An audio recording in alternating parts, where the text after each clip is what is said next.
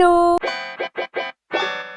Aujourd'hui, on se retrouve pour une nouvelle vidéo YouTube. Guys, ça faisait super longtemps qu'on s'était pas retrouvés ici. Et là, pour l'occasion, je vais juger les avis sur mes livres préférés du BookTok. Enfin bref, c'est parti. Avant que la vidéo commence, sachez que les avis que je vais juger, ça va être surtout de l'humour et que bien sûr je comprends qu'on puisse pas tous aimer les mêmes livres. Ce qui m'intéresse, c'est de voir différents avis des miens et pourquoi une personne n'a pas aimé le livre et surtout certains avis qui sont très drôles et que j'aimerais partager avec vous. Comment ça va se passer? Alors, j'ai sélectionné plusieurs livres sur internet qui font partie de mes livres coup de cœur ou de mes livres 5 étoiles et donc je suis allée chercher un peu des avis, pas que des avis français mais également des avis anglophones pour voir un peu ce qu'à l'international il disait sur mes livres préférés. On va commencer avec un livre de Delinda Dane et c'est l'une de ses dernières sorties puisque c'est Mad Majesty et il y a pas mal d'avis dessus, pas trop d'avis négatifs mais quand même quelques-uns, donc je suis allée voir les 1 étoile. Damien, genre réellement vous imaginez Charles III appeler son fils Damien? Henri, William, Philippe, Édouard, Thomas, Richard, il y avait du choix de base.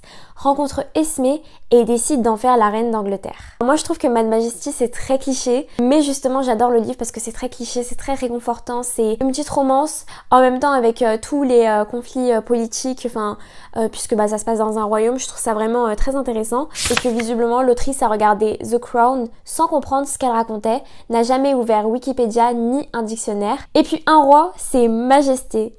Altesse pour un prince, grâce pour un duc. En vrai, je peux comprendre ce qu'elle dit. C'est vrai que le livre est assez cliché et c'est vrai que ça s'éloigne un peu de la monarchie britannique. Encore une fois, c'est une fiction et j'ai envie de dire, c'est normal que ça reprend pas tout l'univers britannique. Mais c'est toujours très intéressant de lire l'avis de quelqu'un qui n'a pas du tout apprécié un livre. Un livre qui, moi, par exemple, j'ai vraiment adoré. Je vais vous lire le deuxième avis sur Mad Majesty. Je n'ai pas réussi à dépasser les 100 pages. J'ai donc fait un énorme saut en avant, histoire de lire le dernier tiers du livre, mais ce n'est clairement pas incroyable.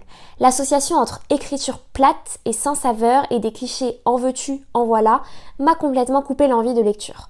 On est dans une histoire où l'autrice nous dit les choses au lieu de les montrer. Les clichés, elle n'est pas comme les autres femmes, elle ose lui répondre, il est odieux avec tout le monde, ça va 2 minutes. Je vois pas comment le livre aurait pu être tourné s'il n'y avait pas de clichés. Je trouve que justement ce qui fait la saveur de Mad Majesty, c'est les clichés et le fait que ce soit assez prévisible. Après peut-être que la personne aurait plus aimé aussi le tome 2 de Mad Majesty. J'avais adoré le tome 2. Justement c'était beaucoup moins cliché et ça se passait entre 2 personnages de la royauté. Maintenant on va voir les avis d'un de mes livres préférés en fantasy et c'est Lightheart. J'ai vu qu'il y avait quand même pas mal d'avis négatifs et je suis allée regarder aussi les avis des anglophones pour voir un peu ce qu'ils allaient dire sur Lightheart. Et surtout que les anglophones n'hésitent pas à lâcher des avis très durs, très drôles aussi, mais peut-être très blessants pour l'auteur. Écriture à la 3e personne, c'est tout. C'est son seul avis. Je comprends que ça puisse déranger parce que moi par exemple je sais que beaucoup de livres n'arrivent pas à rentrer dedans quand c'est à la 3e personne. Pourtant Lightheart, je trouve qu'il était très bien écrit et la 3e personne ne m'a absolument pas dérangée, ce qui est très rare. Le deuxième avis il est un peu plus long puisque la personne a dit: mais quelle purge, absolument rien n'est à sauver, on sent vite le mini potentiel du truc, genre au début, mais l'autrice s'est vite empressée de tout ruiner. L'intrigue, les personnages, la romance, etc. tout était désastreux. Je ne comprends pas qu'un roman comme celui-ci à l'état du premier jet ait été publié. La comparaison au premier jet est quand même assez violent. Mais voilà, c'est toujours intéressant de voir qu'on a des avis qui diffèrent dans le monde de la lecture puisque mon livre préféré n'est pas forcément celui de cette personne et je peux aussi comprendre. Alors le prochain avis, il est extrêmement drôle. Ce livre a déclenché ma trypophobie avec la quantité de trous dans l'intrigue qu'il avait. L'originalité pour écrire cet avis, il est incroyable. Le dernier avis que je vous ai sélectionné, vous allez voir qu'il manque pas d'originalité. Je pense que nous devrions être autorisés à chier sur les choses sans être crucifiés pour cela, si le produit est vraiment terrible les gars. Je suis allée en sachant que ce n'est pas génial, mais j'ai décidé que je n'allais pas du tout parler de l'auteur, juste de la qualité du roman. Non, c'était pas la pire chose que j'ai lue, ce n'est pas un bon livre non plus. Encore une fois, j'ai sélectionné juste un extrait puisque la personne continue avec tout un avis détaillé. Je pense que ça va encore une fois parler du world building, des personnages, ou encore des plots qui sont pas vraiment géniaux pour certaines personnes. Son avis, il m'a l'air d'être assez nuancé, donc je pense que c'est un avis assez constructif. Alors là, on va toucher ma sensibilité puisque on va lire les avis sur Le Prince Cruel. J'aurais dû arrêter la lecture à la mention de sa queue. Ils ont tous des particularités et Cardan, par exemple, il a une queue comme un animal et le fait que l'avis ce soit juste ça, ça me fait vraiment marrer. Je veux que ce livre prenne vie pour pouvoir le frapper au visage, c'est terrible. En majuscule.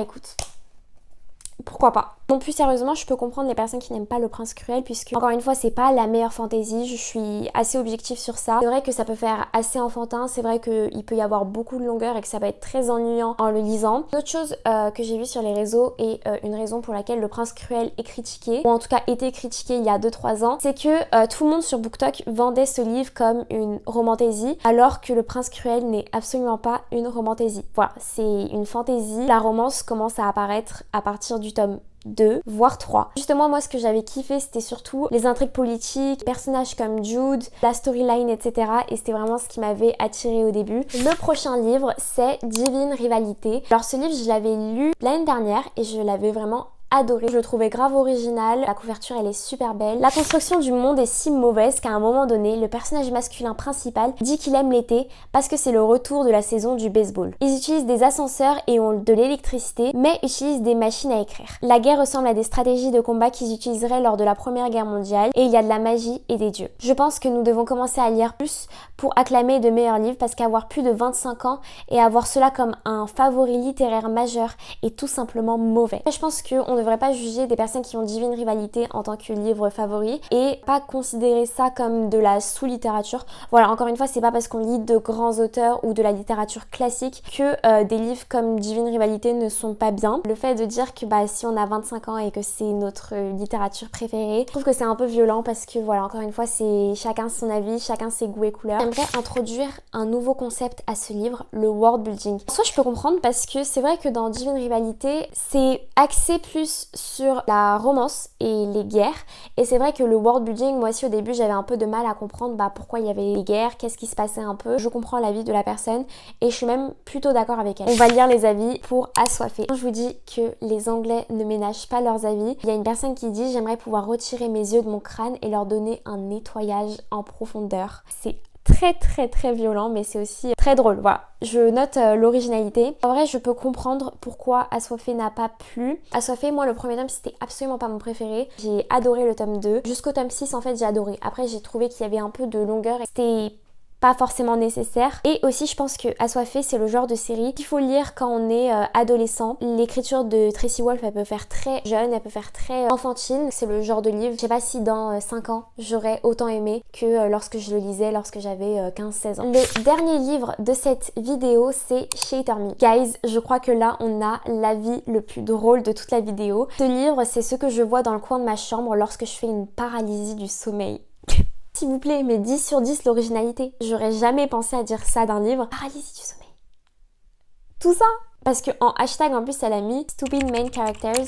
Donc je pense que c'est surtout le personnage de Juliette, d'Adam, etc. qui l'ont pas plu. Je pense que Shatter Me c'est comme Assoiffé, c'est un livre à lire quand on est adolescent. En tout cas un livre qui nous plairait plus si c'était l'une de nos premières lectures. Un peu plus construit. Tellement déçu par ce livre, une couverture plus que sublime, un résumé, une histoire originale, un style d'écriture hors du commun et spécial. Ça aurait dû être parfait, et bien non. Ce que la personne elle a détesté, c'est le fait que c'était long et ennuyeux, et qu'elle aurait préféré par exemple que Adam et Juliette ils restent enfermés et qu'ils vivent leur petite histoire d'amour. Son avis il est assez long. Globalement c'est parce qu'il y a des longueurs et que la personne elle s'ennuyait en le lisant. Je pense que c'était pas le genre de livre le genre d'univers que la personne recherchait puisque Shatter Me c'est un univers dystopique et donc voilà, encore une fois on s'attend pas à une petite histoire d'amour. Il y a 6 tomes. C'est vrai que le premier tome il est assez introductif, il est même assez long. C'est absolument pas mon tome préféré mais j'ai préféré le continuer et je regrette pas du tout parce que par exemple tome 2 et 3 ils sont très bien. Personnellement mon tome préféré c'est le tome 4. Il est juste incroyable, il y a plein de rebondissements, il est beaucoup plus mature. Je peux comprendre que au tome 1 beaucoup de personnes ne puissent pas aimer Shatter Me. En tout cas j'ai adoré faire cette vidéo, j'ai adoré voir les avis